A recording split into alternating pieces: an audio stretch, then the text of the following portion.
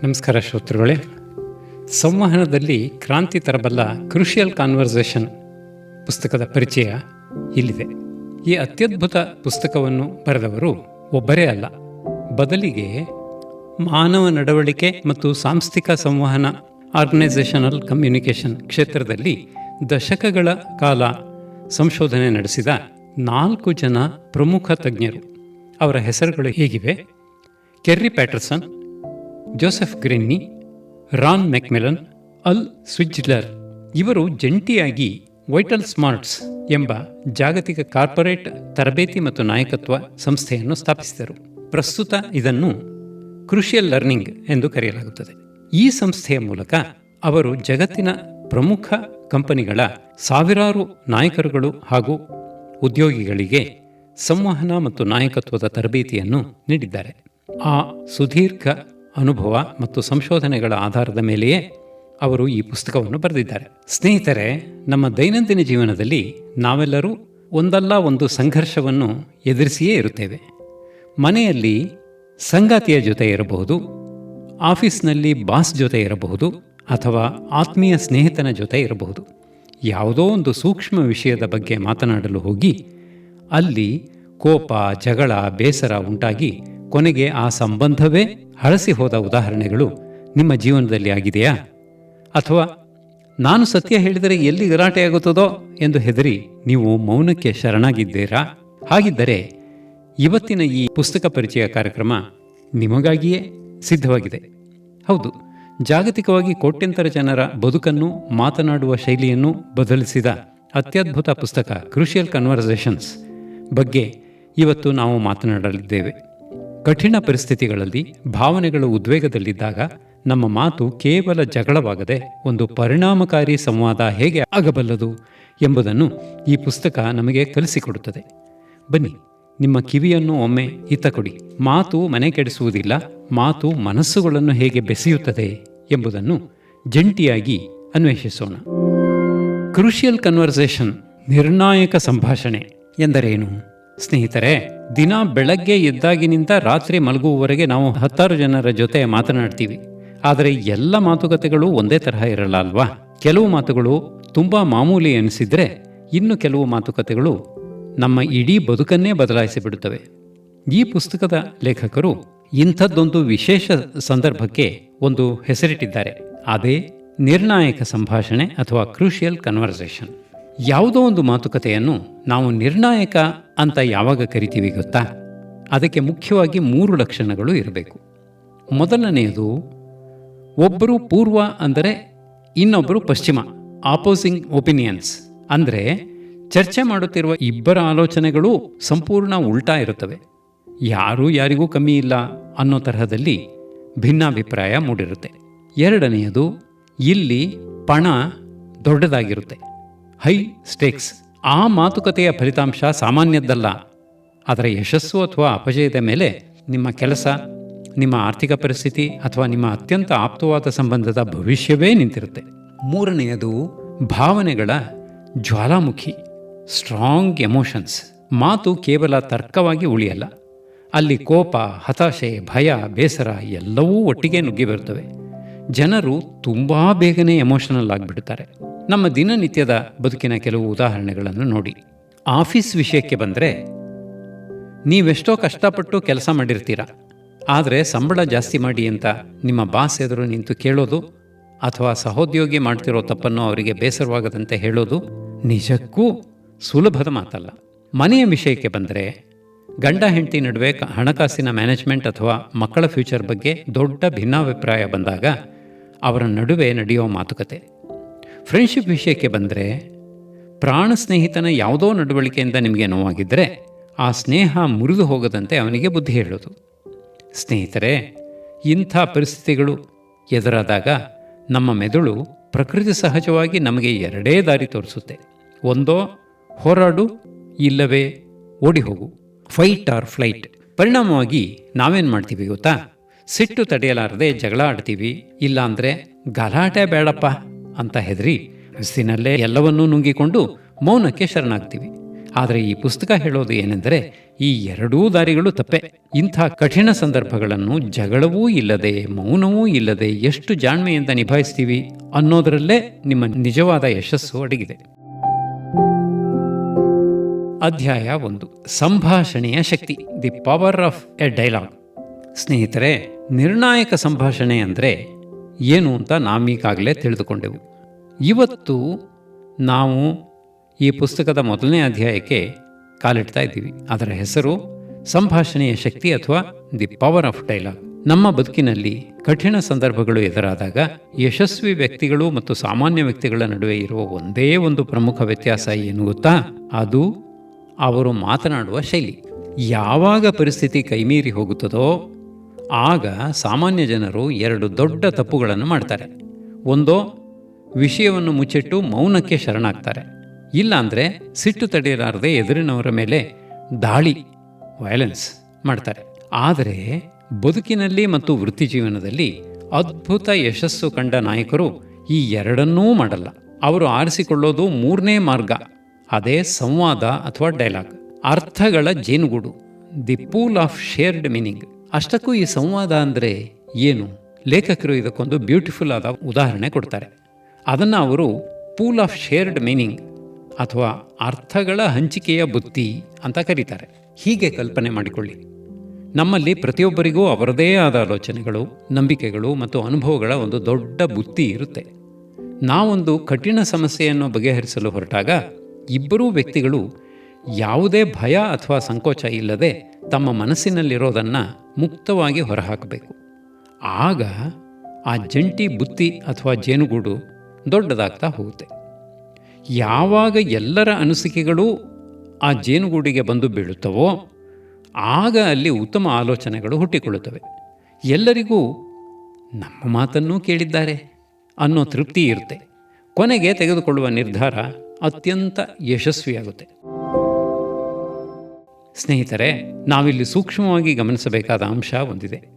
ಅನೇಕ ಕಂಪನಿಗಳಲ್ಲಿ ಅಥವಾ ಕುಟುಂಬಗಳಲ್ಲಿ ದೊಡ್ಡ ದೊಡ್ಡ ತಪ್ಪುಗಳು ಯಾಕೆ ಆಗ್ತವೆ ಗೊತ್ತಾ? ಜನರು ಬುದ್ಧಿವಂತರಲ್ಲ ಅಂತ ಖಂಡಿತ ಅಲ್ಲ. ಬದಲಿಗೆ ಅಲ್ಲಿರೋ ಜನ ತಮ್ಮ ಮನಸ್ಸಿನಲ್ಲಿರೋ ಸತ್ಯವನ್ನು ಹೊರಗೆ ಹೇಳೋಕ್ಕೆ ಹೆದರ್ತಾರೆ.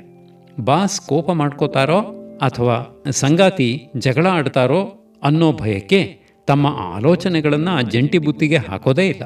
ಪರಿಣಾಮ ತಪ್ಪು ನಿರ್ಧಾರಗಳು, ಮುರಿದು ಬೀಳುವ ಸಂಬಂಧಗಳು. ಹಾಗಾಗಿ ಸಂಭಾಷಣೆಯ ಶಕ್ತಿ ಇರೋದು ಜಗಳ ಆಡೋದರಲ್ಲ ಅಥವಾ ಸತ್ಯವನ್ನು ನುಂಗಿಕೊಂಡು ಮೌನವಾಗಿರೋದರಲ್ಲ. ಎದುರಿನವರಿಗೆ ಬೇಸರವಾಗದಂತೆ ನಮ್ಮ ಮನಸ್ಸಿನ ಆಳದಲ್ಲಿರೋದನ್ನು ಮುಕ್ತವಾಗಿ ಹಂಚಿಕೊಳ್ಳುವ ವಾತಾವರಣ ಸೃಷ್ಟಿಸೋದರಲ್ಲೇ ನಿಜವಾದ ಶಕ್ತಿ ಅಡಗಿದೆ. ಅಧ್ಯಾಯ 2, ಮನಸ್ಸಿನಿಂದ ಆರಂಭಿಸಿ. ಸ್ನೇಹಿತರೆ, ಮೊದಲನೇ ಅಧ್ಯಾಯದಲ್ಲಿ ನಾವು ಸಂವಾದದ ಶಕ್ತಿ ಏನು ಅಂತ ತಿಳ್ಕೊಂಡ್ವಿ. ಈಗ ನಾವು ಪ್ರವೇಶ ಮಾಡ್ತಾ ಇರೋದು ಅತ್ಯಂತ ಮುಖ್ಯವಾದ 2ನೇ ಅಧ್ಯಾಯಕ್ಕೆ. ಇದರ ಹೆಸರು ಮನಸ್ಸಿನಿಂದ ಆರಂಭಿಸಿ ಅಥವಾ ಸ್ಟಾರ್ಟ್ ವಿತ್ ಹಾರ್ಟ್. ಲೇಖಕರು ಈ ಅಧ್ಯಾಯದಲ್ಲಿ ಒಂದು ಕಟು ಸತ್ಯವನ್ನು ಬಿಚ್ಚಿಡ್ತಾರೆ. ಜಗಳಗಳು ಅಥವಾ ಭಿನ್ನಾಭಿಪ್ರಾಯಗಳು ಬಂದಾಗ ನಮಗೆ ಎದುರಿನವರನ್ನು ಬದಲಾಯಿಸಬೇಕು, ಅವರೇ ತಪ್ಪು ಒಪ್ಕೋಬೇಕು ಅನಿಸುತ್ತೆ ಅಲ್ವಾ? ಆದರೆ ಪುಸ್ತಕ ಹೇಳುತ್ತೆ, ಸಂಭಾಷಣೆಯನ್ನು ಸುಧಾರಿಸಲು ನೀವು ಮೊದಲು ಬದಲಾಯಿಸಬೇಕಾಗಿರುವುದು ನಿಮ್ಮನ್ನೇ, ಎದುರಿನವರನ್ನಲ್ಲ. ಯಾಕಂದರೆ ಕಠಿಣ ಮಾತುಕತೆ ಶುರುವಾದಾಗ ಪರಿಸ್ಥಿತಿ ಗಂಭೀರ ಆಗ್ತಾ ಹೋದಂತೆ ನಮ್ಮ ಅಹಂಕಾರ ಮತ್ತು ಕೋಪ ನುಗ್ಗಿ ಬರುತ್ತವೆ. ಆಗ ನಾವು ಸಂಭಾಷಣೆಯ ಮೂಲ ಉದ್ದೇಶವನ್ನೇ ಮರೆತು ಬಿಡ್ತೀವಿ. ಸಮಸ್ಯೆ ಬಗೆಹರಿಸಬೇಕು ಅನ್ನೋ ಉದ್ದೇಶ ಹೋಗಿ ನಾನೇ ಗೆಲ್ಲಬೇಕು ಅಥವಾ ಎದುರಿನವನಿಗೆ ಪಾಠ ಕಲಿಸಬೇಕು ಅನ್ನೋ ಜಿದ್ದಿಗೆ ಬಿದ್ದು ಬಿಡ್ತೀವಿ. ನಿಮ್ಮನ್ನು ನೀವೇ ಕೇಳಿಕೊಳ್ಳಬೇಕಾದ 4 ಮ್ಯಾಜಿಕ್ ಪ್ರಶ್ನೆಗಳು. ಸಂಭಾಷಣೆ ಹಳಿ ತಪ್ಪುತ್ತಿದೆ ಅಂತ ಅನಿಸಿದ ತಕ್ಷಣ ಒಂದು ಕ್ಷಣ ನಿಂತು ನಿಮ್ಮ ಮನಸ್ಸನ್ನು ನೀವೇ ಈ 4 ಪ್ರಶ್ನೆಗಳನ್ನು ಕೇಳಿಕೊಳ್ಳಿ. 1, ನನಗೆ ನನ್ನಿಂದ ನಿಜವಾಗಿ ಏನು ಬೇಕಾಗಿದೆ? ನನ್ನ ಸ್ವಂತ ಹಿತಾಸಕ್ತಿ ಏನು? 2, ಇತರರಿಂದ ನನಗೆ ಏನು ಬೇಕಾಗಿದೆ? ಎದುರಿನ ವ್ಯಕ್ತಿಯಿಂದ ನಾನೇನು ನಿರೀಕ್ಷಿಸುತ್ತಿದ್ದೀನಿ? 3, ನಮ್ಮ ಸಂಬಂಧದಿಂದ ನನಗೆ ಏನು ಬೇಕಾಗಿದೆ? ಈ ಮಾತುಕತೆಯ ನಂತರ ನಮ್ಮ ಬಾಂಧವ್ಯ ಹೇಗಿರಬೇಕು? 4, ನನಗೆ ಇವೆಲ್ಲವೂ ಬೇಕು ಎಂದರೆ ನಾನು ಈಗ ಹೇಗೆ ನಡೆದುಕೊಳ್ಬೇಕು? ಯಾವಾಗ ನೀವು ಈ ಪ್ರಶ್ನೆಗಳನ್ನು ಕೇಳ್ಕೊಳ್ತೀರೋ ಆಗ ನಿಮ್ಮ ಮೆದುಳು ಕೋಪದ ಜಿದ್ದಿನಿಂದ ಹೊರಗೆ ಬಂದು ಅತ್ಯಂತ ಶಾಂತವಾಗಿ ತಾರ್ಕಿಕವಾಗಿ ಯೋಚಿಸಲು ಶುರು ಮಾಡುತ್ತೆ. ಮೂರ್ಖರ ಆಯ್ಕೆಯನ್ನು ನಿರಾಕರಿಸಿ. Refuse fools choice. ಈ ಅಧ್ಯಾಯದಲ್ಲಿ ಲೇಖಕರು ಮತ್ತೊಂದು ಬ್ಯೂಟಿಫುಲ್ ಕಾನ್ಸೆಪ್ಟ್ ಹೇಳ್ತಾರೆ. ಅದೇ ಫೂಲ್ಸ್ ಚಾಯ್ಸ್ ಅಥವಾ ಮೂರ್ಖರ ಆಯ್ಕೆ. ನಾವು ಕಷ್ಟದ ಸಂದರ್ಭದಲ್ಲಿ ಯೋಚನೆ ಮಾಡೋದು ಹೇಗೆ ಗೊತ್ತಾ? ನಾನು ಸತ್ಯ ಹೇಳಿದರೆ ಸಂಬಂಧ ಹಾಳಾಗುತ್ತೆ, ಸುಳ್ಳು ಹೇಳಿದರೆ ನೆಮ್ಮದಿ ಹಾಳಾಗುತ್ತೆ, ಹಾಗಾಗಿ ಸುಮ್ಮನಿರೋದೇ ಮೇಲು. ಇದನ್ನೇ ಲೇಖಕರು ಮೂರ್ಖರ ಆಯ್ಕೆ ಅಂತಾರೆ. ಬುದ್ಧಿವಂತರು ಹೀಗೆ ಯೋಚಿಸಲ್ಲ. ಅವರು ನಾನು ಸತ್ಯವನ್ನು ಹೇಳಬೇಕು, ಅದೇ ಸಮಯದಲ್ಲಿ ಎದುರಿನವರ ಮನಸ್ಸಿಗೂ ನೋವು ಮಾಡಬಾರದು. ಇದಕ್ಕೆ ಇರೋ ಮೂರನೇ ದಾರಿ ಯಾವುದು ಅಂತ ಯೋಚಿಸ್ತಾರೆ. ಶ್ರೋತೃಗಳೇ, ಎಷ್ಟು ಸರಳವಾದ ಆದರೆ ಅತ್ಯಂತ ಆಳವಾದ ವಿಚಾರ ಅಲ್ವಾ? ಕಚೇರಿಯಲ್ಲಿ ಬಾಸ್ ಜೊತೆ ಸಂಬಳದ ಜೊತೆ ಮಾತನಾಡುವಾಗ ಇರಬಹುದು, ಅಥವಾ ಮನೆಯಲ್ಲಿ ಸಂಗಾತಿಯ ಜೊತೆ ಸಂಸಾರದ ಖರ್ಚಿನ ಬಗ್ಗೆ ಮಾತನಾಡುವಾಗ ಇರಬಹುದು. ನಮ್ಮ ಉದ್ದೇಶ ಗೆಲ್ಲುವುದಲ್ಲ, ಬದಲಿಗೆ ಸಮಸ್ಯೆಗೆ ಪರಿಹಾರ ಹುಡುಕುವುದು ಮತ್ತು ಸಂಬಂಧವನ್ನು ಉಳಿಸಿಕೊಳ್ಳುವುದು ಅನ್ನೋದನ್ನು ನಮ್ಮ ಮನಸ್ಸು ಅಥವಾ ಹಾರ್ಟ್ ಗಟ್ಟಿಯಾಗಿ ನಂಬಿರಬೇಕು. ಆ ನಂಬಿಕೆಯೇ ನಮ್ಮ ಧ್ವನಿ ಮತ್ತು ಆಡುವ ಮಾತುಗಳನ್ನು ಹತೋಟಿಯಲ್ಲಿ ಇಡುತ್ತೆ. ಯಾವಾಗ ನಮ್ಮ ಉದ್ದೇಶ ಶುದ್ಧವಾಗಿರುತ್ತೋ ಆಗ ಸಂಭಾಷಣೆ ಎಂದಿಗೂ ಹಾದಿ ತಪ್ಪಲ್ಲ. ಹಾಗಾದರೆ ಮಾತುಕತೆಯ ನಡುವೆ ಪರಿಸ್ಥಿತಿ ಬಿಗಡಾಯಿಸ್ತಿದೆ ಅನ್ನೋದನ್ನು ಪತ್ತೆ ಹಚ್ಚೋದು ಹೇಗೆ? ಅದನ್ನು ಮುಂದಿನ ಅಧ್ಯಾಯದಲ್ಲಿ ತಿಳಿಯೋಣ. ಅಧ್ಯಾಯ 3, ಗಮನವಿರಲಿ. Learn to look. ಸ್ನೇಹಿತರೆ, ಕ್ರೂಷಿಯಲ್ ಕನ್ವರ್ಸೇಷನ್ಸ್ ಪುಸ್ತಕದ ಪಯಣದಲ್ಲಿ ನಾವೀಗ 3ನೇ ಅಧ್ಯಾಯಕ್ಕೆ ಬಂದಿದ್ದೀವಿ. ಲರ್ನ್ ಟು ಲುಕ್ ಅಥವಾ ಗಮನವಿರಲಿ. ತುಂಬ ಸಾರಿ ಮಾತುಕತೆ ನಡೆಸುವಾಗ ನಾವು ಕೇವಲ ವಿಷಯದ ಕಡೆಗೆ ಅಷ್ಟೇ ಗಮನ ಕೊಡ್ತೀವಿ ಅಲ್ಲ? ಅಂದರೆ ನಾವು ಏನು ಮಾತನಾಡ್ತಾ ಇದ್ದೀವಿ ಅನ್ನೋದು ಮಾತ್ರ ನಮಗೆ ಮುಖ್ಯ ಆಗಿರುತ್ತೆ. ಆದರೆ ಲೇಖಕರು ಹೇಳ್ತಾರೆ, ಅದಕ್ಕಿಂತ 100 ಪಟ್ಟು ಮುಖ್ಯವಾದದ್ದು ಸಂಭಾಷಣೆಯ ವಾತಾವರಣ ಹೇಗಿದೆ ಅಂತ ಗಮನಿಸೋದು. ಯಾವಾಗ ಮಾತಿನ ವಾತಾವರಣ ಅಸುರಕ್ಷಿತ ಆಗುತ್ತೋ ಆಗ ಇಬ್ಬರ ನಡುವೆ ಜಗಳ ಶುರುವಾಗುತ್ತೆ. ಒಬ್ಬ ಪರಿಣಾಮಕಾರಿ ಸಂವಹನಕಾರ ಅಥವಾ ನಾಯಕ ಆದವನು ವಾತಾವರಣ ಕೆಡ್ತಾ ಇರೋದನ್ನು ಮೊದಲೇ ಪತ್ತೆ ಹಚ್ಚಬೇಕು. ಅದನ್ನು ಪತ್ತೆ ಹಚ್ಚೋಕೆ ಲೇಖಕರು ನಮಗೆ 2 ಪ್ರಮುಖ ಲಕ್ಷಣಗಳನ್ನು ಹೇಳ್ಕೊಡ್ತಾರೆ. ಯಾವಾಗ ಎದುರಿನ ವ್ಯಕ್ತಿಗೆ ಭಯ ಅಥವಾ ಅಸುರಕ್ಷತೆ ಕಾಡುತ್ತೋ ಆವಾಗ ಅವರು ಈ 2 ದಾರಿ ಹಿಡಿತಾರೆ. ಒಂದು, ಮೌನದ ಮುಖವಾಡ, ಸೈನ್ಸ್ ಆಫ್ ಸೈಲೆನ್ಸ್. ಕೆಲವರು ತಮಗೆ ಅಸುರಕ್ಷತೆ ಅನಿಸಿದಾಗ ತಮ್ಮ ಅನಿಸಿಕೆಗಳನ್ನು ಹೊರಹಾಕದೆ ಮನಸ್ಸಿನಲ್ಲೇ ಮುಚ್ಚಿಟ್ಟುಕೊಳ್ಳುತ್ತಾರೆ. ಇದರಲ್ಲಿ 3 ವಿಧ. ಮುಖವಾಡ ಹಾಕೋದು, ಮಾಸ್ಕಿಂಗ್, ನಿಜವಾದ ಭಾವನೆಯನ್ನು ಮುಚ್ಚಿಟ್ಟು ವ್ಯಂಗ್ಯವಾಗಿ ಮಾತನಾಡೋದು ಅಥವಾ ತಮಾಷೆ ಮಾಡುವಂತೆ ಚುಚ್ಚಿ ಮಾತನಾಡೋದು. ಇನ್ನೊಂದು, ತಪ್ಪಿಸಿಕೊಳ್ಳುವುದು, ಅವಾಯ್ಡಿಂಗ್, ಮುಖ್ಯವಾದ ವಿಷಯಕ್ಕೆ ಬಾರದಂತೆ ಮಾತನ್ನು ಬೇರೆ ಕಡೆಗೆ ತಿರುಗಿಸೋದು. ಹೊರ ನಡೆಯುವುದು, ವಿತ್ ಡ್ರಾಯಿಂಗ್, ಆ ಜಾಗದಿಂದ ಎದ್ದು ಹೋಗೋದು ಅಥವಾ ಸಂಭಾಷಣೆಯಿಂದ ಸಂಪೂರ್ಣವಾಗಿ ಕಟ್ ಆಫ್ ಆಗುವುದು. 2, ಆಕ್ರಮಣಕಾರಿ ದಾಳಿ, ಸೈನ್ಸ್ ಆಫ್ ವೈಲೆನ್ಸ್. ಇನ್ನೂ ಕೆಲವರು ಪರಿಸ್ಥಿತಿ ಕೈಮೀರುತ್ತಿದೆ ಅಂದಾಗ ಎದುರಿನವರ ಮೇಲೆ ಸವಾರಿ ಮಾಡಲು ನೋಡ್ತಾರೆ. ಇದರಲ್ಲೂ 3 ವಿಧ. ನಿಯಂತ್ರಣ, ಕಂಟ್ರೋಲಿಂಗ್, ಎದುರಿನವರಿಗೆ ಮಾತಾಡೋಕ್ಕೆ ಬಿಡದೆ ತಮ್ಮ ಆಲೋಚನೆಗಳನ್ನೇ ಅವರ ಮೇಲೆ ಬಲವಂತವಾಗಿ ಹೇರುವುದು. ಇನ್ನೊಂದು, ಲೇಬಲ್ ಹಚ್ಚುವುದು, ಲೇಬಲಿಂಗ್, ವ್ಯಕ್ತಿಗಳಿಗೆ ಕೆಟ್ಟ ಹೆಸರು ಕೊಡುವುದು. ಉದಾಹರಣೆಗೆ, ನಿನ್ನ ತಲೆಯಲ್ಲಿ ಬುದ್ಧಿನೇ ಇಲ್ಲ, ನಿನ್ನ ಐಡಿಯಾಗಳೆಲ್ಲ ವೇಸ್ಟ್ ಅಂತೆಲ್ಲ ಮಾತಾಡೋದು. ಇನ್ನೊಂದು, ನೇರ ಆಕ್ರಮಣ, ಅಟ್ಯಾಕಿಂಗ್, ಎದುರಿನವರನ್ನು ನೋಯಿಸಬೇಕು, ಕೀಳಾಗಿ ಕಾಣಬೇಕು ಅನ್ನೋ ಉದ್ದೇಶದಿಂದಲೇ ದಾಳಿ ಮಾಡೋದು. ಕೇಳುಗರೆ, ಎಷ್ಟು ಅದ್ಭುತವಾದ ಅಬ್ಸರ್ವೇಷನ್ ಅಲ್ವಾ? ಮನೆಯಲ್ಲಿ ಗಂಡ ಅಥವಾ ಹೆಂಡತಿ ಕೋಪಗೊಂಡು ಜೋರಾಗಿ ಕಿರ್ಚಾಡ್ತಿದ್ದಾರೆ, ವೈಲೆನ್ಸ್ ಅಂದ್ಕೊಳ್ಳಿ. ಇಲ್ಲಾಂದರೆ ಮುನಿಸಿಕೊಂಡು ಮಾತು ಬಿಟ್ಟು ಮೂಲೆಯಲ್ಲಿ ಕೂತಿದ್ದಾರೆ, ಸೈಲೆನ್ಸ್ ಅಂದ್ಕೊಳ್ಳಿ. ಅದಕ್ಕೆ ನಿಜವಾದ ಕಾರಣ ಅವರು ಕೆಟ್ಟವರು ಅಂತಲ್ಲ, ಬದಲಿಗೆ ಆ ಕ್ಷಣದಲ್ಲಿ ಅವರಿಗೆ ಆ ಸಂಭಾಷಣೆಯ ವಾತಾವರಣ ಸುರಕ್ಷಿತ ಅನಿಸುತ್ತಿಲ್ಲ. ಒಬ್ಬ ನಾಯಕನಾಗಿ ಅಥವಾ ಜವಾಬ್ದಾರಿಯುತ ವ್ಯಕ್ತಿಯಾಗಿ ನಾವು ಏನು ಮಾಡಬೇಕು ಗೊತ್ತಾ? ಎದುರಿನವರು ಮೌನಕ್ಕೆ ಶರಣಾದಾಗ ಅಥವಾ ದಾಳಿ ಮಾಡೋಕ್ಕೆ ಬಂದಾಗ ನಾವು ವಿಷಯದ ಮೇಲೆ ವಾದ ಮಾಡೋದನ್ನು ನಿಲ್ಲಿಸಬೇಕು. ಮೊದಲು ವಾತಾವರಣವನ್ನು ಗಮನಿಸಿ ಅದನ್ನು ನಾರ್ಮಲ್ ಮಾಡೋಕ್ಕೆ ಟ್ರೈ ಮಾಡಬೇಕು. ಹಾಗಾದರೆ ಬಿಸಿಯೇರಿರೋ ವಾತಾವರಣವನ್ನು ಮತ್ತೆ ತಂಪು ಮಾಡೋದು ಹೇಗೆ? ಸುರಕ್ಷತೆಯನ್ನು ತರೋದು ಹೇಗೆ? ಅಧ್ಯಾಯ 4, ಸುರಕ್ಷಿತ ವಾತಾವರಣ ನಿರ್ಮಿಸಿ, ಮೇಕ್ ಇಟ್ ಸೇಫ್. ಲೇಖಕರು ಈ ಅಧ್ಯಾಯದಲ್ಲಿ ಒಂದು ಯೂನಿವರ್ಸಲ್ ಸೀಕ್ರೆಟ್ ಬಿಚ್ಚಿಡ್ತಾರೆ. ಯಾವುದೇ ಚರ್ಚೆಯಲ್ಲಿ ಜಗಳ ಶುರುವಾಗೋಕೆ ಆ ವಿಷಯ ಕಾರಣವೇ ಅಲ್ಲ, ಬದಲಿಗೆ ಆ ವಿಷಯವನ್ನು ನಾವು ಮಂಡಿಸಿದ ರೀತಿ ಮತ್ತು ಅದರಿಂದ ಎದುರಿನವರಿಗೆ ಉಂಟಾದ ಅಸುರಕ್ಷತೆಯ ಭಯ ಕಾರಣ. ಯಾವಾಗ ಎದುರಿಗಿರೋ ವ್ಯಕ್ತಿಗೆ ನನ್ನ ಗೌರವಕ್ಕೆ ಧಕ್ಕೆ ಬರ್ತಿದೆ ಅಥವಾ ಇವರು ನನ್ನ ಕೆಟ್ಟದ್ದನ್ನು ಬಯಸ್ತಾ ಇದ್ದಾರೆ ಅನಿಸುತ್ತೋ ಆಗಲೇ ಸಂಭಾಷಣೆ ಹಳಿ ತಪ್ಪೋದು. ಹಾಗಾದರೆ ಬಿಸಿಯಿರೋ ವಾತಾವರಣವನ್ನು ಮತ್ತೆ ಕೂಲ್ ಮಾಡೋದು ಹೇಗೆ? ಅದಕ್ಕೆ ಈ ಪುಸ್ತಕದಲ್ಲಿ 2 ಭರ್ಜರಿ ಐಡಿಯಾಗಳಿವೆ. ಒಂದು, ಪರಸ್ಪರ ಗೌರವ ಮತ್ತು ಸಮಾನ ಉದ್ದೇಶ, ಮ್ಯೂಚುವಲ್ ರೆಸ್ಪೆಕ್ಟ್ ಆ್ಯಂಡ್ ಪರ್ಪಸ್. ಮಾತುಕತೆ ಸುರಕ್ಷಿತವಾಗಿರಬೇಕಾದರೆ 2 ವಿಷಯ ಕಡ್ಡಾಯವಾಗಿ ಇರಬೇಕು. ಮೊದಲನೆಯದು, ಎದುರಿನ ವ್ಯಕ್ತಿಗೆ ನಿಮ್ಮ ಮೇಲೆ ಗೌರವ ಇರಬೇಕು. ಎರಡನೆಯದು, ನಿಮ್ಮಿಬ್ಬರ ಉದ್ದೇಶ ಒಂದೇ ಆಗಿರಬೇಕು. ಒಂದು ವೇಳೆ ಅವರ ಉದ್ದೇಶ ಬೇರೆ, ನಿಮ್ಮ ಉದ್ದೇಶ ಬೇರೆ ಅನಿಸಿದರೆ ತಕ್ಷಣ ಮಾತನಾಡುವುದನ್ನು ನಿಲ್ಲಿಸಿ. ಇಬ್ಬರಿಗೂ ಒಳಿತಾಗುವ 3ನೇ ಒಂದು ಸಮಾನ ಉದ್ದೇಶವನ್ನು, ಮ್ಯೂಚುವಲ್ ಪರ್ಪಸ್, ಹುಡುಕಿ ಅಲ್ಲಿಂದ ಮಾತು ಮುಂದುವರಿಸಿ. 2, ಕಾಂಟ್ರಾಸ್ಟಿಂಗ್ ತಂತ್ರ, ಮ್ಯಾಜಿಕಲ್ ಫಾರ್ಮುಲಾ. ಇದು ಈ ಪುಸ್ತಕದ ಅತ್ಯಂತ ಜನಪ್ರಿಯ ತಂತ್ರ.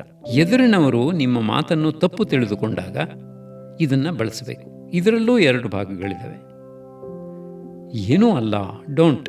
ನೀವು ಅವರನ್ನು ನೋಯಿಸಲು ಅಥವಾ ಕೀಳಾಗಿ ಕಾಣಲು ಬಯಸುತ್ತಿಲ್ಲ ಎಂದು ಮೊದಲು ಸ್ಪಷ್ಟಪಡಿಸಿ. ನಿಮ್ಮ ತಪ್ಪು ಉದ್ದೇಶವನ್ನು ನಿರಾಕರಿಸಿ. ಏನು ಹೌದು, ಡು. ಆನಂತರ ನಿಮ್ಮ ನಿಜವಾದ ಮತ್ತು ಸಕಾರಾತ್ಮಕ ಉದ್ದೇಶ ಏನೆಂಬುದನ್ನು ವಿವರವಾಗಿ ತಿಳಿಸಿ. ಒಂದು ಉದಾಹರಣೆ, ನಿಮ್ಮ ಆಫೀಸಿನ ಉದ್ಯೋಗಿಗೆ ಅವರ ಕೆಲಸದ ತಪ್ಪುಗಳನ್ನು ತಿದ್ದಬೇಕಿದೆ. ಆಗ ನೇರವಾಗಿ ವಿಷಯಕ್ಕೆ ಹೋಗಬೇಡಿ, ಈ ತಂತ್ರ ಬಳಸಿ. ನೋಡಿ ಪ್ರಕಾಶ್, ನಿಮ್ಮ ಕೆಲಸದಲ್ಲಿ ತಪ್ಪು ಹುಡುಕಿ ನಿಮ್ಮ ಉತ್ಸಾಹ ಕಮ್ಮಿ ಮಾಡಬೇಕು ಅನ್ನೋದು ನನ್ನ ಉದ್ದೇಶ ಖಂಡಿತ ಅಲ್ಲ, ಡೋಂಟ್. ಆದರೆ ಈ ಪ್ರಾಜೆಕ್ಟ್ ನಮ್ಮ ಕ್ಲೈಂಟಿಗೆ ತುಂಬ ಮುಖ್ಯವಾಗಿರೋದ್ರಿಂದ ನಮ್ಮ ಕಡೆಯಿಂದ ಯಾವುದೇ ಮಿಸ್ಟೇಕ್ ಆಗಬಾರ್ದು ಅನ್ನೋದಷ್ಟೇ ನನ್ನ ಆಸೆ, ಡು.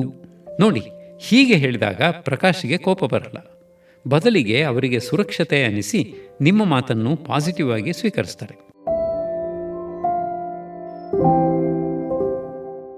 ಕೇಳುಗರೆ, ಎಷ್ಟು ಸುಲಭವಾದ ಆದರೆ ಪವರ್ಫುಲ್ ಆದ ತಂತ್ರ ಅಲ್ವಾ? ನಮ್ಮ ದೈನಂದಿನ ಜೀವನದಲ್ಲಿ ನಾವೆಲ್ಲರೂ ಮಾಡೋ ತಪ್ಪು ಇಲ್ಲೇ ಇರೋದು. ಯಾರಾದರೂ ಮುನಿಸಿಕೊಂಡ ತಕ್ಷಣ ನಾವು ಮುನಿಸ್ಕೊಳ್ತೀವಿ, ಈಗೋ ತೋರಿಸ್ತೀವಿ. ಆದರೆ ಈ ಪುಸ್ತಕ ಹೇಳ್ತಿರೋದು, ಯಾರಾದರೂ ಮುನಿಸಿಕೊಂಡರೆ ಅಥವಾ ಕಿರುಚಾಡಿದ್ರೆ ಅವರು ಕೆಟ್ಟವರಲ್ಲ, ಅವರು ಭಯಪಟ್ಟಿದ್ದಾರೆ ಅಂತ ಅರ್ಥ.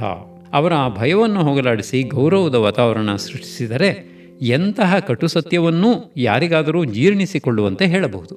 ಆದರೆ ಸ್ನೇಹಿತರೆ, ಕೆಲವೊಮ್ಮೆ ಪರಿಸ್ಥಿತಿ ನಮ್ಮ ಕಣ್ಣೆದುರೇ ಇರುತ್ತೆ. ಆದರೆ ನಮ್ಮ ಮನಸ್ಸಿನ ಒಳಗೆ ಏನೋ ಒಂಥರ ಕಲ್ಪನೆಗಳು, ಕಥೆಗಳು ಓಡ್ತಾ ಇರುತ್ತವಲ್ಲ, ಆ ಕಥೆಗಳನ್ನು ಕಂಟ್ರೋಲ್ ಮಾಡೋದು ಹೇಗೆ? ನಮ್ಮ ಭಾವನೆಗಳನ್ನು ಹತೋಟಿಯಲ್ಲಿಡೋದು ಹೇಗೆ? ಅದನ್ನು ಮುಂದಿನ ಅಧ್ಯಾಯದಲ್ಲಿ ತಿಳಿಯೋಣ. ಅಧ್ಯಾಯ 5, ನನ್ನ ಕಥೆಗಳನ್ನು ನಿಯಂತ್ರಿಸುವುದು, ಮಾಸ್ಟರ್ ಮೈಂಡ್ ಸ್ಟೋರೀಸ್. ಹೌದು ಶ್ರೋತೃಗಳೇ, ನಾವು ನಮ್ಮ ಭಾವನೆಗಳನ್ನು ಹತೋಟಿಯಲ್ಲಿಡೋದು ಹೇಗೆ? ಅದನ್ನೇ ಈ ಅಧ್ಯಾಯ ಅತ್ಯಂತ ಮನೋವೈಜ್ಞಾನಿಕವಾಗಿ ಬಿಚ್ಚಿಡುತ್ತೆ. ಇದರ ಹೆಸರು ನನ್ನ ಕಥೆಗಳನ್ನು ನಿಯಂತ್ರಿಸುವುದು ಅಥವಾ ಮಾಸ್ಟರ್ ಮೈ ಸ್ಟೋರೀಸ್. ನಮ್ಮ ದೈನಂದಿನ ಜೀವನದಲ್ಲಿ ನಾವೆಲ್ಲರೂ ಒಂದು ಮಾತು ಹೇಳ್ತಿರ್ತೀವಿ, ಅವನು ಆಡಿದ ಮಾತು ನನ್ನ ತಲೆ ಕೆಡಿಸ್ಬಿಡ್ತು, ಅವಳು ಮಾಡಿದ ಕೆಲಸ ನನಗೆ ಸಿಕ್ಕಾಪಟ್ಟೆ ಕೋಪ ತರಿಸ್ತು ಅಂತ ಅಲ್ವಾ? ಆದರೆ ಲೇಖಕರು ಇಲ್ಲಿ ನಮಗೆ ಒಂದು ಶಾಕಿಂಗ್ ಸತ್ಯ ಹೇಳ್ತಾರೆ. ನಿಮ್ಮ ಕೋಪಕ್ಕೆ, ಬೇಸರಕ್ಕೆ ಅಥವಾ ನಿಮ್ಮ ಭಾವನೆಗಳಿಗೆ ಎದುರಿನ ವ್ಯಕ್ತಿ ಕಾರಣವೇ ಅಲ್ಲ.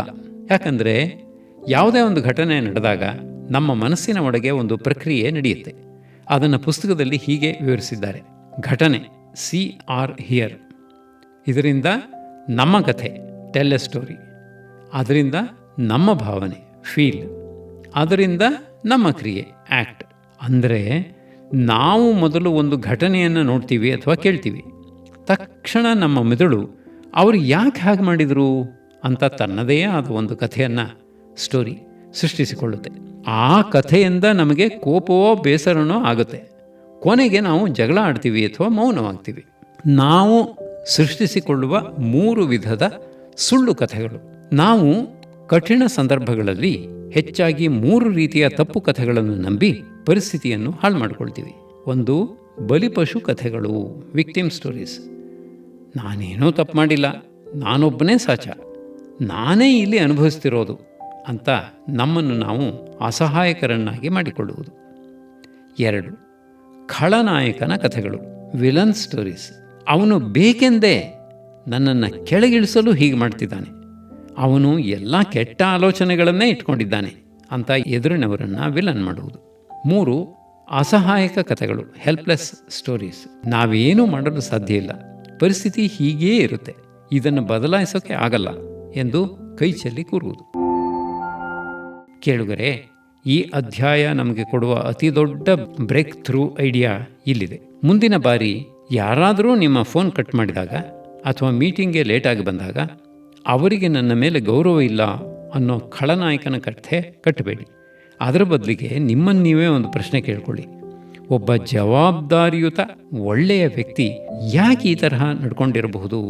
ಯಾವಾಗ ನೀವು ಈ ಪ್ರಶ್ನೆ ಕೇಳ್ತೀರೋ ಆಗ ನಿಮ್ಮ ಮನಸ್ಸಿಗೆ ಬೇರೆ ಬೇರೆ ಪಾಸಿಟಿವ್ ಕಥೆಗಳು ಹೊಳೆಯುತ್ತವೆ. ಬಹುಶಃ ಅವನು ಯಾವುದೋ ಎಮರ್ಜೆನ್ಸಿಯಲ್ಲಿ ಇರಬಹುದು ಅಥವಾ ಟ್ರಾಫಿಕ್ನಲ್ಲಿ ಸಿಕ್ಕಿರಬಹುದು. ನೋಡಿ, ಕಥೆ ಬದಲಾದ ತಕ್ಷಣ ನಿಮ್ಮ ಕೋಪ ಮಾಯವಾಗಿ ಅಲ್ಲಿ ಸಂಯಮ ಮೂಡುತ್ತೆ. ನಿಮ್ಮ ಭಾವನೆಗಳನ್ನು ನೀವೇ ಯಾಕೆ ಮಾಸ್ಟರ್ ಮಾಡಬಾರ್ದು? ಹಾಗಾದರೆ ನಮ್ಮ ಭಾವನೆಗಳನ್ನು ಕಂಟ್ರೋಲ್ ಮಾಡಿದ ಮೇಲೆ ನಮಗನಿಸಿದ ಕಠಿಣ ಅನಿಸಿಕೆಯನ್ನು ಎದುರಿನವರಿಗೆ ಬೇಸರವಾಗದಂತೆ ಹೇಗೆ ತಲುಪಿಸಬೇಕು? ಅಧ್ಯಾಯ 6, ನನ್ನ ಮಾರ್ಗವನ್ನು ಹಂಚಿಕೊಳ್ಳೋದು. State my path. ಹೌದು ಶತ್ರುಗಳೇ, ನಮ್ಮ ಭಾವನೆಗಳನ್ನು ನಿಯಂತ್ರಣಕ್ಕೆ ತಂದ ಮೇಲೆ ನಮಗನಿಸಿದ ಕಠಿಣ ಸತ್ಯವನ್ನು ಎದುರಿನವರಿಗೆ ಬೇಸರವಾಗದಂತೆ ಹೇಗೆ ತಲುಪಿಸಬೇಕು? ಅದೇ ನಮ್ಮ 6ನೇ ಅಧ್ಯಾಯ ಅತ್ಯಂತ ಪ್ರಾಯೋಗಿಕವಾಗಿ ಹೇಳಿಕೊಡುತ್ತೆ. ಇದರ ಹೆಸರು ನನ್ನ ಮಾರ್ಗವನ್ನು ಹಂಚಿಕೊಳ್ಳೋದು ಅಥವಾ ಸ್ಟೇಟ್ ಮೈ ಪಾತ್. ಅನೇಕ ಬಾರಿ ನಮಗೆ ಯಾರ ಮೇಲಾದರೂ ಅಸಮಾಧಾನ ಇದ್ದಾಗ ಅಥವಾ ಕಚೇರಿಯಲ್ಲಿ ಯಾರದಾದರೂ ತಪ್ಪುಗಳನ್ನು ಎತ್ತಿ ತೋರಿಸಬೇಕಾದಾಗ ನಾವು ಗಲಿಬಿಲಿಗೆ ಒಳಗಾಗ್ತೀವಿ. ಆದರೆ ಲೇಖಕರು ಇಲ್ಲಿ ಸ್ಟೇಟ್ ಅನ್ನೋ ಒಂದು ಅದ್ಭುತವಾದ 5 ಅಕ್ಷರಗಳ ಮ್ಯಾಜಿಕ್ ಸೂತ್ರವನ್ನು ಕೊಟ್ಟಿದ್ದಾರೆ. ನೀವು ಯಾವುದೇ ಕಷ್ಟದ ವಿಷಯವನ್ನು ಪ್ರಸ್ತಾಪಿಸುವಾಗ ಈ 5 ಹಂತಗಳನ್ನು ಫಾಲೋ ಮಾಡಿದರೆ ಸಾಕು. ಸ್ಟೇಟ್ ಸೂತ್ರದ 5 ಹಂತಗಳು. ಇಲ್ಲಿ ಮೊದಲ 3 ಹಂತಗಳು ನಾವು ಏನು ಮಾಡಬೇಕು ಅನ್ನೋದನ್ನು ಹೇಳಿಕೊಟ್ರೆ, ಕೊನೆಯ 2 ಹಂತಗಳು ಹೇಗೆ ಮಾತಾಡಬೇಕು ಅನ್ನೋದನ್ನು ಕಲಿಸ್ತವೆ. 1. S, share your facts. ಸತ್ಯ ಸಂಗತಿಗಳಿಂದ ಆರಂಭಿಸಿ. ಸಂಭಾಷಣೆಯನ್ನು ನಿಮ್ಮ ಕಲ್ಪನೆ ಅಥವಾ ಕಥೆಗಳಿಂದ ಶುರು ಮಾಡಬೇಡಿ. ಕಣ್ಣಿಗೆ ಕಂಡ ವಸ್ತುನಿಷ್ಠ ಸತ್ಯ ಅಥವಾ ಡೇಟಾದಿಂದ ಆರಂಭಿಸಿ. ಯಾಕಂದರೆ ಸತ್ಯ ಸಂಗತಿಗಳು ಜಗಳಕ್ಕೆ ಕಾರಣವಾಗಲ್ಲ. 2. T, tell your story. ನಿಮ್ಮ ಕಥೆಯನ್ನು ಹೇಳಿ. ಆ ಸತ್ಯಗಳ ಆಧಾರದ ಮೇಲೆ ನಿಮ್ಮ ಮನಸ್ಸಿನಲ್ಲಿ ಮೂಡಿರುವ ಆಲೋಚನೆ ಅಥವಾ ತೀರ್ಮಾನವನ್ನು ಶಾಂತವಾಗಿ ಹಂಚಿಕೊಳ್ಳಿ. A, ask for others paths. ಇತರರ ದೃಷ್ಟಿಕೋನವನ್ನು ಕೇಳಿ. ನಿಮ್ಮ ಮಾತನ್ನಷ್ಟೇ ಹೇಳಿ ನಿಲ್ಲಿಸಬೇಡಿ. ನಿಮ್ಮ ಪ್ರಕಾರ ಇಲ್ಲಿ ಏನಾಗಿದೆ ಅಥವಾ ನಿಮ್ಮ ಆಲೋಚನೆ ಏನು ಅಂತ ಎದುರಿಗಿದ್ದವರ ಅಭಿಪ್ರಾಯವನ್ನು ಮುಕ್ತವಾಗಿ ಕೇಳಿ. T, talk tentatively. ಮೃದುವಾಗಿ, ತಾತ್ಕಾಲಿಕವಾಗಿ ಮಾತನಾಡಿ. ಇದು ಹೀಗೇ ಆಗಿದೆ, ನೀನು ಬೇಕಂತಲೇ ಮಾಡ್ತಿದೀಯಾ ಅಂತ ವಾದಿಸಬೇಡಿ. ನನ್ನ ಅನಿಸಿಕೆಯ ಪ್ರಕಾರ ಬಹುಶಃ ನನಗೂ ಹೀಗೆ ಅನಿಸ್ತಿದೆ ಎಂದು ಮೃದುವಾದ ಪದಗಳನ್ನು ಬಳಸಿ. 5. E, encourage testing. ವಿರುದ್ಧ ಅಭಿಪ್ರಾಯಕ್ಕೆ ಪ್ರೋತ್ಸಾಹಿಸಿ. ನಿಮ್ಮ ಆಲೋಚನೆಗೆ ವಿರುದ್ಧವಾದ ಅಥವಾ ಬೇರೆ ಯಾವುದೇ ಅಭಿಪ್ರಾಯವಿದ್ದರೂ ಮುಕ್ತವಾಗಿ ಹೇಳಲು ಅವರಿಗೆ ಪೂರ್ಣ ಸ್ವಾತಂತ್ರ್ಯ ಮತ್ತು ಪ್ರೋತ್ಸಾಹ ನೀಡಿ. ಒಂದು ಉದಾಹರಣೆ ನೋಡೋಣ. ನಿಮ್ಮ ಸಹೋದ್ಯೋಗಿ ಸತತವಾಗಿ ಮೀಟಿಂಗ್ಗಳಿಗೆ ಲೇಟಾಗಿ ಬರ್ತಿದ್ದಾರೆ ಅಂದ್ಕೊಳ್ಳಿ. ನೇರವಾಗಿ ಹೋಗಿ ನಿಮಗೆ ಜವಾಬ್ದಾರಿನೇ ಇಲ್ಲ ಅನ್ನೋ ಬದಲು ಈ ಸೂತ್ರ ಬಳಸಿ. ಪ್ರಕಾಶ್, ಈ ವಾರ ನಡೆದ 3 ಮೀಟಿಂಗ್ಗಳಿಗೆ ನೀವು 15 ನಿಮಿಷ ತಡವಾಗಿ ಬಂದಿದ್ದೀರಿ. Share facts. ಇದರಿಂದ ನಮಗೆ ಪ್ರಾಜೆಕ್ಟ್ ಡಿಸ್ಕಷನ್ ತಡವಾಗ್ತಿದೆ, ನನಗೆ ಸ್ವಲ್ಪ ಆತಂಕ ಆಗ್ತಿದೆ. Tell story. ನಿಮಗೆ ಆಫೀಸ್ಗೆ ಬರಲು ಏನಾದರೂ ತೊಂದರೆ ಆಗ್ತಿದೆಯೇ? ಆಸ್ಕ್. ನಾನು ತಪ್ಪಾಗಿ ಭಾವಿಸಿದ್ದೇನೆಯೇ? ದಯವಿಟ್ಟು ತಿಳಿಸಿ. Talk tentatively. ಶ್ರೋತೃಗಳೇ, ಗಮನಿಸಿದ್ರಲ್ಲ, ನಾವು ನೇರವಾಗಿ ದಾಳಿ ಮಾಡಿದಾಗ ಎದುರಿನವರು ರಕ್ಷಣಾತ್ಮಕವಾಗ್ತಾರೆ ಅಥವಾ ವಾದ ಕೇಳಿತಾರೆ. ಆದರೆ ಈ ಸ್ಟೇಟ್ ಸೂತ್ರವನ್ನು ಬಳಸಿದಾಗ ಸಂಭಾಷಣೆಯಲ್ಲಿ ಎಲ್ಲಿಯೂ ಜಗಳಕ್ಕೆ ಜಾಗ ಇರಲ್ಲ. ಬದಲಿಗೆ ಅಲ್ಲಿ ಅತ್ಯಂತ ಆರೋಗ್ಯಕರವಾದ ಮತ್ತು ವೃತ್ತಿಪರವಾದ ಸಂವಾದ ಸೃಷ್ಟಿಯಾಗುತ್ತದೆ. ಈಗ ನಾವು ನಮ್ಮ ಮನಸ್ಸಿನಲ್ಲಿರೋದನ್ನು ಹೇಳೋದನ್ನಂತೂ ಕಲಿತು, ಆದರೆ ಎದುರಿನವರು ಕೋಪಗೊಂಡು ತಮ್ಮದೇ ಆದ ಕಥೆಗಳಲ್ಲೇ ಮುಳುಗಿದ್ದಾಗ ಅವರ ಮನಸ್ಸಿನಲ್ಲಿರೋದನ್ನು ನಾವು ಹೇಗೆ ಹೊರಗೆ ತರಬೇಕು? ಅಧ್ಯಾಯ 7, ಇತರರ ಮಾರ್ಗವನ್ನು ಅನ್ವೇಷಿಸುವುದು. Explore others paths. ಕೇಳುಗರೆ, ನಾವು ನಮ್ಮ ದಾರಿಯನ್ನಂತೂ ಹಂಚಿಕೊಂಡೆವು, ಆದರೆ ಎದುರಿನ ವ್ಯಕ್ತಿ ಕೋಪದಲ್ಲಿದ್ದಾಗ, ಮುನಿಸಿಕೊಂಡಾಗ ಅವರ ಮನಸ್ಸಿನಲ್ಲಿರೋದನ್ನು ನಾವು ಹೇಗೆ ಹೊರಗೆ ತರಬೇಕು? ಅದನ್ನೇ ಇವತ್ತಿನ ನಮ್ಮ 7ನೇ ಅಧ್ಯಾಯ ನಮಗೆ ಅದ್ಭುತವಾಗಿ ಹೇಳಿಕೊಡುತ್ತೆ. ಇದರ ಹೆಸರು ಇತರರ ಮಾರ್ಗವನ್ನು ಅನ್ವೇಷಿಸುವುದು ಅಥವಾ ಎಕ್ಸ್ಪ್ಲೋರ್ ಅದರ್ಸ್ ಪಾತ್ಸ್. ನಾವು ಕಠಿಣ ಸಂಭಾಷಣೆಯಲ್ಲಿ ಇರುವಾಗ ಅನೇಕ ಸಾರಿ ಎದುರಿನವರು ಇದ್ದಕ್ಕಿದ್ದಂತೆ ಕಿರುಚಾಡಲು ಆರಂಭಿಸುತ್ತಾರೆ, ವೈಲೆನ್ಸ್, ಅಥವಾ ಸೈಲೆಂಟ್ ಆಗಿಬಿಡ್ತಾರೆ, ಸೈಲೆನ್ಸ್. ಇಂತಹ ಸಂದರ್ಭದಲ್ಲಿ ಸಾಮಾನ್ಯ ಜನರು ತಾವೂ ಸಿಟ್ಟಿಗೆದ್ದು ಜಗಳ ಮಾಡ್ತಾರೆ. ಆದರೆ ಈ ಪುಸ್ತಕದ ಲೇಖಕರು ನಮಗೆ AMPV ಅನ್ನೋ ಒಂದು ಅದ್ಭುತವಾದ ಸಹಾನುಭೂತಿಯ ಸೂತ್ರವನ್ನು ಹೇಳಿಕೊಡ್ತಾರೆ. ಎದುರಿನ ವ್ಯಕ್ತಿಯ ಮನಸ್ಸಿನ ಆಳದಲ್ಲಿರೋ ಈ ಅಸಮಾಧಾನವನ್ನು ಹೊರಹಾಕಲು ಈ 4 ಹಂತಗಳನ್ನು ಬಳಸಬೇಕು. AMPV ಸೂತ್ರದ 4 ಮ್ಯಾಜಿಕ್ ಹಂತಗಳು. ಆಸ್ಕ್. ನೇರವಾಗಿ ಕೇಳಿ. ಎದುರಿನವರು ಮೌನಕ್ಕೆ ಶರಣಾದಾಗ ಅಥವಾ ಬೇಸರಗೊಂಡಾಗ ಅತ್ಯಂತ ಆಪ್ತವಾಗಿ ಮಾತು ಆರಂಭಿಸಿ. ಏನಾಗಿದೆ ಅಂತ ದಯವಿಟ್ಟು ಹೇಳ್ತೀರಾ? ನಿಮ್ಮ ಅಭಿಪ್ರಾಯ ತಿಳಿಯಲು ನನಗೆ ಆಸಕ್ತಿ ಇದೆ ಎಂದು ಮುಕ್ತವಾಗಿ ಕೇಳಿ. ಮಿರರ್. ಭಾವನೆಗಳನ್ನು ಪ್ರತಿಬಿಂಬಿಸಿ. ಕೆಲವೊಮ್ಮೆ ಅವರು ನನಗೇನೂ ಆಗಿಲ್ಲ ಅಂದರೂ ಅವರ ಮುಖ ಮತ್ತು ಧ್ವನಿ ಬೇರೆ ಕಥೆ ಹೇಳಿರುತ್ತೆ. ಆಗ ಅವರ ದೇಹ ಭಾಷೆಯನ್ನು ಅವರಿಗೆ ಕನ್ನಡಿಯಂತೆ ತೋರಿಸಿ. ಉದಾಹರಣೆಗೆ, ನೀವು ನನಗೇನೂ ಆಗಿಲ್ಲ ಅಂತ ಇದ್ದೀರಿ, ಆದರೆ ನಿಮ್ಮ ಧ್ವನಿ ಕೇಳಿದರೆ ನಿಮಗೆ ಬೇಸರವಾಗಿದೆ ಅನಿಸುತ್ತಿದೆ ಅಂತ ಮೃದುವಾಗಿ ಹೇಳಿ. ಪ್ಯಾರಾಫ್ರೇಸ್. ನಿಮ್ಮ ಮಾತುಗಳಲ್ಲಿ ಪುನರಾವರ್ತಿಸಿ. ಅವರು ತಮ್ಮ ಅಸಮಾಧಾನವನ್ನು ಹೇಳಿಕೊಂಡಾಗ ವಾದ ಮಾಡಬೇಡಿ. ಅವರು ಹೇಳಿದ್ದನ್ನೇ ನಿಮ್ಮದೇ ಮಾತುಗಳಲ್ಲಿ ಸರಳವಾಗಿ ಹೀಗೆ ಹೇಳಿ. ಅಂದರೆ, ನಾನು ಆ ಪ್ರಾಜೆಕ್ಟ್ನ ರೀಡಿಸೈನ್ ಮಾಡಲು ಹೇಳಿದ್ದು ನಿಮಗೆ ಇಷ್ಟವಾಗಿಲ್ಲ, ಹೌದಾ? ಇದರಿಂದ ಇವರು ನನ್ನನ್ನು ಅರ್ಥ ಮಾಡಿಕೊಳ್ತಿದ್ದಾರೆ ಅನ್ನೋ ನಂಬಿಕೆ ಅವರಿಗೆ ಬರುತ್ತೆ. ಪ್ರೈಮ್. ಊಹಿಸಿ ಮಾತು ಆರಂಭಿಸಿ. ಇದೊಂದು ಸೂಪರ್ ತಂತ್ರ. ಅವರು ಸಿಟ್ಟಿನಲ್ಲಿದ್ದೂ ಏನನ್ನೂ ಹೇಳದೆ ಮೌನವಾಗಿದ್ದಾಗ ಪರಿಸ್ಥಿತಿಯನ್ನು ನೀವೇ ಊಹಿಸಿ ಅವರ ಪರವಾಗಿ ಮಾತು ಆರಂಭಿಸಿ. ಬಹುಶಃ ನಾನು ಎಲ್ಲರ ಮುಂದೆ ಆ ವಿಷಯ ಪ್ರಸ್ತಾಪಿಸಿದ್ದು ನಿಮಗೆ ಅವಮಾನ ಅನಿಸಿತೆ ಎಂದು ಕೇಳಿ. ಆಗ ಅವರು ಹೌದು ಅಥವಾ ಅಲ್ಲ ಎಂದು ತಮ್ಮ ಮನಸ್ಸು ಬಿಚ್ಚಿ ಮಾತನಾಡ್ತಾರೆ. ಕೇಳುಗರೆ, ಯೋಚನೆ ಮಾಡಿ. ನಾವೆಲ್ಲರೂ ಬದುಕಿನಲ್ಲಿ ಬಯಸೋದು ಒಂದೇ, ಎದುರಿನವರು ನಮ್ಮನ್ನು ಅರ್ಥ ಮಾಡಿಕೊಳ್ಬೇಕು ಅಂತ. ಯಾವಾಗ ಈ AMPV ಸೂತ್ರ ಬಳಸಿ ನೀವು ಎದುರಿನವರ ಮನದ ಆಳವನ್ನು ಅನ್ವೇಷಣೆ ಮಾಡ್ತೀರೋ, ಆಗ ಅವರೊಳಗಿನ ಕೋಪದ ಜ್ವಾಲಾಮುಖಿ ತಣ್ಣಗಾಗುತ್ತದೆ. ಅಲ್ಲಿ ಜಗಳಕ್ಕೆ ಮುಕ್ತಾಯ ಹಾಡಿ ಪ್ರೀತಿ ಮತ್ತು ಗೌರವದ ಹೊಸ ಹಾದಿ ಸೃಷ್ಟಿಯಾಗುತ್ತದೆ. ಸರಿ ಶ್ರೋತೃಗಳೇ, ಇಷ್ಟೆಲ್ಲ ಚರ್ಚೆ ಮಾಡಿ ಇಬ್ಬರ ಮನಸ್ಸು ಹಗುರವಾಗಿ ಒಂದು ಅದ್ಭುತವಾದ ನಿರ್ಧಾರಕ್ಕೆ ಬಂದ ಮೇಲೆ ಮುಂದೇನು ಮಾಡಬೇಕು? ಬರೀ ಮಾತಾಡಿದ್ರೆ ಸಾಕ? ಖಂಡಿತ ಇಲ್ಲ. ಆ ಆಲೋಚನೆಗಳು ಕ್ರಿಯೆಯಾಗಿ ಬದಲಾಗಬೇಕು. ಅದನ್ನು ಮಾಡೋದು ಹೇಗೆ? ಅಧ್ಯಾಯ 8, ಕ್ರಿಯೆಗೆ ಇಳಿಯುವುದು. Move to action. ಶ್ರೋತೃಗಳೇ, ಇಷ್ಟೆಲ್ಲ ಚರ್ಚೆ ಮಾಡಿ ಇಬ್ಬರ ಮನಸ್ಸು ಹಗುರವಾಗಿ ಒಂದು ಅದ್ಭುತವಾದ ಆಲೋಚನೆಗೆ ಬಂದ ಮೇಲೆ ಬರೀ ಮಾತಾಡಿದರೆ ಸಾಕ? ಖಂಡಿತ ಇಲ್ಲ. ಆ ಆಲೋಚನೆಗಳು ಕ್ರಿಯೆಯಾಗಿ ಬದಲಾಗಬೇಕು. ಅದನ್ನೇ ನಮ್ಮ ಈ ಪುಸ್ತಕದ ಕೊನೆಯ ಮತ್ತು 8ನೇ ಅಧ್ಯಾಯ ನಮಗೆ ಭರ್ಜರಿಯಾಗಿ ಕಲಿಸಿಕೊಡುತ್ತೆ. ಇದರ ಹೆಸರು ಕ್ರಿಯೆಗೆ ಇಳಿಯುವುದು ಅಥವಾ ಮೂವ್ ಟು ಆಕ್ಷನ್. ಅನೇಕ ಬಾರಿ ಕಚೇರಿಯಲ್ಲಿ ಅಥವಾ ಮನೆಯಲ್ಲಿ 1 ಗಂಟೆ ಕಾಲ ಅದ್ಭುತವಾಗಿ ಡಿಸ್ಕಷನ್ ನಡೀತದೆ. ಎಲ್ಲರೂ ಖಂಡಿತ ಹೌದು, ಸೂಪರ್ ಐಡಿಯಾ ಅಂತ ಒಪ್ಕೊಳ್ತಾರೆ. ಆದರೆ ಮರುದಿನ ನೋಡಿದರೆ ಯಾರೂ ಏನೂ ಕೆಲಸ ಮಾಡಿರಲ್ಲ. ಯಾಕೆ ಗೊತ್ತಾ?